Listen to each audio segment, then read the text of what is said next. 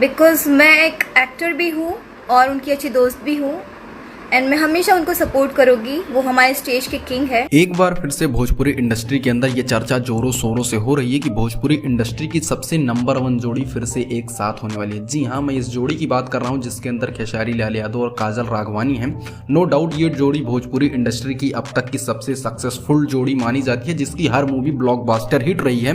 लेकिन दोस्तों बीच में कुछ विवाद हो जाने के कारण खेसारी लाल यादव और काजल राघवानी एक दूसरे से दूर हो गए और आज काफी टाइम होने के बाद भी ये दोनों एक दूसरे से बात भी नहीं कर। लेकिन दोस्तों कल शाम को जब खेसारी लाल यादव ने अपने इंस्टाग्राम पर एक रील वीडियो को शेयर किया तो उस पर अचानक काजल राघवानी का कमेंट आ गया, जिससे लोग यही अंदाजा लगा रहे हैं कि काजल राघवानी अब फिर से खेसारी लाल यादव से बात करना स्टार्ट कर चुकी हैं। लेकिन हम आपको बता दें दोस्तों, जो वो रील वीडियो डाला गया था उसको सिर्फ खेसारी लाल यादव ने ही नहीं डाला था, बल्कि उसको यामिनी सिंह के अकाउंट से भी अटैच करके डाला गया था।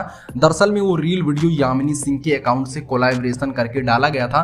तो ये चांस हो सकता है कि काजल राघवानी ने खेसारी लाल यादव के लिए ना कमेंट किया हो, बल्कि उन्होंने यामिनी सिंह के लिए ही कमेंट किया हो और उस कमेंट पर यामिनी सिंह का रिप्लाई भी आया था। तो मे भी हो सकता है कि उन्होंने खेसारी लाल यादव के लिए ही किया हो। लेकिन दोस्तों ज्यादातर चांसेस यही माने जाते हैं कि वो कमेंट जो है यामिनी सिंह के लिए ही किया गया था। वैसे आपकी क्या राय है, क्या काजल राघवानी को खेसारी लाल यादव के साथ आ जाना चाहिए? इस पर आपके विचार हमको कमेंट जरूर कीजिएगा।